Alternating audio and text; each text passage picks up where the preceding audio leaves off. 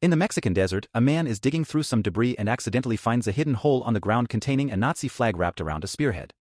As soon as he touches it, a dark force takes over his body, which now moves on its own. When he tries crossing the road, a car suddenly hits him, only for the vehicle to get smashed. A creepy symbol then appears on the man's wrist and he just keeps going as if nothing happened. Meanwhile, in an apartment in Los Angeles, a mother opens a door and screams when she sees her daughter snarling on the ceiling. The family immediately seeks help, but Father Hennesy doesn't have the skills to deal with this, so he calls John Constantine to do it. John is an expert in everything supernatural, like exorcisms and demonology. He's also a chain smoker. John finds the possessed girl tied to her bed and opens a window to let the sunlight in, which the girl hates. Then John presses an amulet on the girl's forehead and it burns her skin, causing her to start shaking and screaming while John recites the incantation. Suddenly the girl stops moving, only for a creepy creature to come out of her neck and attack John. He immediately punches it to send it back, then John asks the family for a mirror, which is held above the girl while he smashes a window and asks his apprentice Chaz to move the car. Once the mirror is tied to a pulley, he tells the others to close their eyes, but one man takes a peek and starts screaming as his hair turns gray. Struggling against the girl, John forces the demon in her to look up and the mirror quickly removes the creature from her body, trapping it. As the demon tries to break the mirror, John puts all his weight on the rope to push it out, causing it to land on the car and break into a million pieces. On his way out, John sees a drawing of the legendary Spear of Destiny that killed Jesus and steals it, unaware that someone is watching from above while playing with the coin. Getting suspicious, John tells Hennesy that the exorcism was worse than usual and predicts something big is happening soon. That night, Detective Angela finds herself in a hospital bed.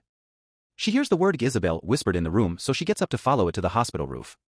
After removing her medical tag and letting it blow away, she jumps through the glass roof and lands in the hospital's pool. At that moment, Angela wakes up in her apartment and realizes it was all a dream. The next day, Angela is called to the hospital to investigate a case and is devastated to learn that last night she had a vision. The dead person is her twin sister Isabel and she died exactly as she dreamed it. Isabel had been admitted to the hospital as a mental patient, but Angela knew her sister well and refuses to believe she self-deleted. At the same time in Mexico, the guy with the spear makes a super jump to cross the border, causing all animals nearby to instantly die. In the meantime, John finds himself throwing up blood, so he goes to the doctor. Sadly, he receives terrible news. All his smoking has caused lung cancer and he doesn't have much time left. Later at home, John is visited by Beeman, who brings a bunch of supernatural items for John to use in his missions, including a gun that shoots dragon breath. John tells Beeman about the demon that tried to escape into the human realm, which isn't supposed to happen because demons can only possess, so Beeman promises to research the matter. Afterward, John goes to a church where she runs into Angela and they have a brief argument over who arrived first. Angela talks to a priest because she wants to give Isabel a Catholic funeral, but the priest refuses because Isabel self-deleted and that's a mortal sin. At the same time, John finds half-breed angel Gabriel and notices his wings, which only humans with certain powers can see. John asks Gabriel if God can extend his life, but Gabriel just laughs, thinking that John's determination to get into heaven is a lost cause. Then John points out he's banished lots of demons back into hell and that service should make up for his sin, but Gabriel explains that self-sacrifice and belief are the only things that will get him into heaven. Since John has only been saving people for convenience and not because he really wants to help, it doesn't count. Meanwhile, Hennesy concentrates as he runs his hands over a bunch of newspapers, hearing the news articles in his head. Finally, he stops at the article talking about Isabel's death, sensing something there. At the same time, Angela watches the footage of Isabel's death and hears her say John's name.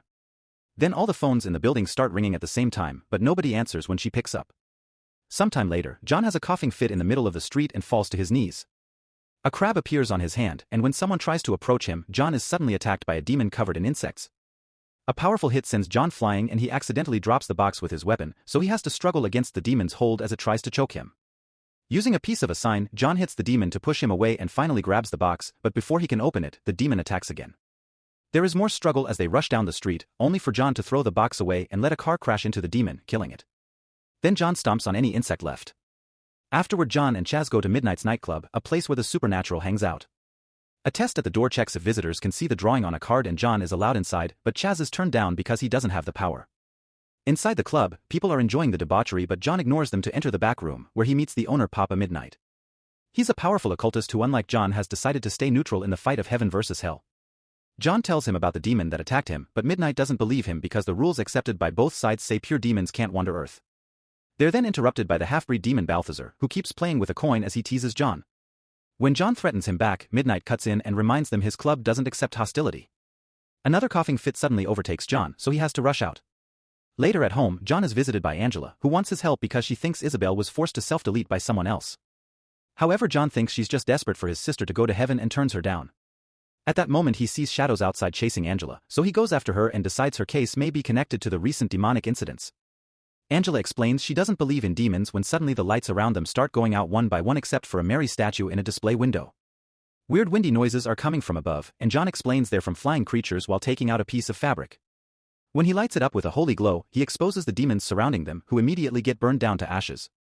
Angela throws up from the sulfur and John points out the demons are after her, not him. Agreeing to take Angela's case, John decides to visit hell to see if Isabel is there, which would indicate that she truly self-deleted. At Angela's apartment, he puts his feet into a basin of water that will work as a conduit and asks Angela to leave before grabbing her pet because cats have a connection to the supernatural. By staring into the cat's eyes, John creates a link and time stops around him before he appears in hell. With holy water at hand for protection, John walks through the horrible landscape of hell, ignoring the raging wind, the demons, and the damned souls until he finds Isabel at the edge of a building. As demons surround them, Isabel says John's name and takes off her medical tag, so John chases after it. While Isabel falls, the demons chase after John and jump to attack him. Once he has the tag, John breaks a bottle of holy water on his chest and appears back in Isabel's apartment, expelling smoke from his whole body. He gives the tag back to Angela while confirming that Isabel did self-delete and she's damned for it. Meanwhile, Hennesy sneaks into the morgue to find Isabel's corpse. He tries to read her memories by grabbing her arm, but at that moment a creepy mark appears on her wrist, which makes Hennesy back away in fear. Terrified, he tries to drink from his flask, yet not a single drop falls. At that moment a guard finds him, so Hennesy rushes to a store and desperately tries to drink from any alcohol bottle he can find, but the liquid never falls. After smashing a bunch of bottles, Hennesy collapses again and begins to choke, so with his last breath he uses a bottle opener to draw on his hand. Suddenly Balthazar appears playing with his coin and enjoys watching Hennesy slowly die as it's revealed he made an illusion to make the priest think there was no liquid, but he's actually choking on tons of it. Back to John, he explains to Angela that as a kid, he was already able to see all kinds of supernatural entities. Not knowing what to do, his parents sent him to a mental institution to be treated, which made it worse. Feeling scared and outcast, young John tried to self-delete and he was officially dead for 2 minutes. However, in hell time moves more slowly, so he feels like he was down there for a lifetime. The paramedics brought him back and John finally accepted that everything he could see was real. Because of his terrible sin, his soul will go to hell, so he works exorcising demons hoping it will earn him salvation. Heaven and hell have a bet over who can win humanity's souls, and they create half-breeds like Gabriel and Balthazar, who whisper things to people to make them better or worse. Their chat is interrupted when Angela gets a call about Hennessy's death and the duo immediately goes to the scene. John notices a bloody mark on Hennessy's palm, which is the same symbol Isabel and the Mexican guy had. Hennesy left it for John. After making a copy, John sends it to Beeman for research. Afterward they go to Isabel's hospital room and John snaps at Angela, trying to force her to think of anything that could serve as a clue. Angela finally remembers that as kids they had a secret way to communicate with each other and she breathes on the window, fogging it up to reveal the message Corinthians 17, which shouldn't exist. As they drive away, they call Beeman, who explains that the Hell Bible has more passages than the traditional Bible. Corinthians 17 talks of the son of the devil called Mammon, who will bring eternal darkness upon humanity and whose symbol is the one from Hennessy's hand. Mammon wants to steal control from Lucifer, and to do that he needs a powerful psychic plus a divine being. Beeman starts stumbling over his words and senses something is coming for him, so he hangs up right before insects start coming out of his eyes. Worried, John and Angela rush to check on Beeman, but it's too late. They find him dead and covered in insects. In the meantime, the man carrying the spearhead steals a car and starts driving toward Los Angeles. Back to Angela, she finally admits to John that she and Isabel used to see things as kids too. However, when Isabel was treated for mental illness, Angela started to deny it, and eventually she stopped seeing things. Now she feels like she abandoned Isabel, so she asks John to help her see again. John agrees and fills a bathtub with water, then he makes Angela lie in it. He holds her down even when she starts running out of breath, and Angela struggles against him to no avail. When she finally drowns, time slows down, only to come back to normal in a second. This is enough time for Angela to have visited hell and get her power back. Suddenly she senses something and rushes to Beeman's office, where she finds Balthazar's coin. Moments later, Balthazar is looking at himself in the mirror in his office, which starts bubbling up. Suddenly the dragon's breath destroys the mirror and sends Balthazar flying, but the fire doesn't hurt him. Then John hits him with holy water, which does burn the demon's face, causing Balthazar to tackle him against the wall to choke him.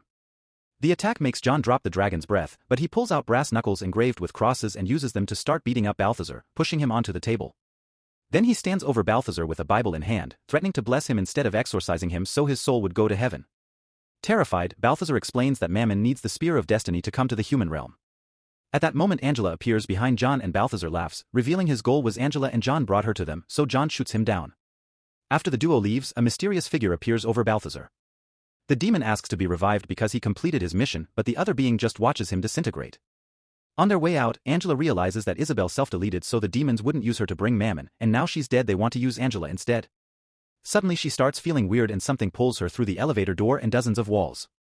John jumps through the holes to follow her, but Angela is then dragged away through the sky out of his reach. A desperate John rushes to the club and shoots the back door to demand the chair, so Midnight responds by using magic to pin him against the wall. Wriggling in pain, John explains that nobody is following the rules anymore and Midnight finally agrees to help. In the artifact storage, they retrieve a chair used for capital punishment. John takes off his shoes and after wetting the floor, Midnight electrocutes him with a bulb. This triggers a vision that shows John the man with the spear heading to the hospital, where tons of demons possessing humans are currently gathering. A demon tries to attack John, but Midnight quickly pulls him out. Afterward, Chaz prepares special bullets for John and surprises him with a plan. Meanwhile, Angela is dropped at the hospital pool and finds the man with the spearhead. She shoots him until she runs out of bullets, but they have no effect and the guy drags her underwater. Moments later, John and Chaz arrive at the hospital too. Chaz goes to the water tank to bless it with a holy cross while John finds the demons, putting a lighter near the fire alarm to activate the sprinkles. Holy water starts raining in the room and the demons are weakened, so John starts shooting them to kill them all. Some demons try to attack them but John shoots them first, however he runs out of bullets. Luckily Chaz joins him and kills the remaining beasts. Then John and Chaz look for Angela, who is being drowned by the Mexican man. When she appears in hell, she hears her name whispered by Mammon, who immediately jumps on her. At that moment John enters the pool room and finds the dead body of the Mexican guy. The water starts boiling and a possessed Angela emerges, but John refuses to kill her. A fight ensues as John tries to exorcise her, but Angela drags him underwater to drown him. Chaz quickly jumps in to help and between both of them they hold Angela down on the floor. John begins chanting the incantation while Angela struggles, only for her to suddenly go back to normal. Unfortunately it isn't over, Mammon is in her stomach trying to get out. This time Chaz chants along with John and after lots of effort, it seems Mammon disappears. Suddenly Chaz is pushed back and smashed against the ceiling, instantly dying. Furious, John places the tattoos on his arms together and says an incantation to reveal whatever is hiding in the room. The ceiling appears to open up and Gabriel drops on top of John, revealing he's the divine touch that would help bring Mammon over. Gabriel thinks it's unfair that awful people like mass murderers only need to repent to go to heaven, so he wants to bring Mammon to cause lots of suffering, that way only those who are capable of surviving such a thing will be worthy of heaven. Then Gabriel blows at John to send him crashing into a glass door before grabbing the spear to start the ritual. Desperate to stop him, John prays to God and uses some glass shards to self-delete. Suddenly time freezes and Gabriel and Lucifer appears because John is the only soul he's allowed to take himself. John explains that Mammon is about to come to Earth and ruin Hell's plans, so Lucifer makes another door explode to check if it's true. Seeing Gabriel about to do the stabbing, Lucifer takes Angela away right before time unfreezes and the spear comes down. The reflection on the water shows Lucifer holding Mammon over Angela while he reminds Gabriel that the world is his.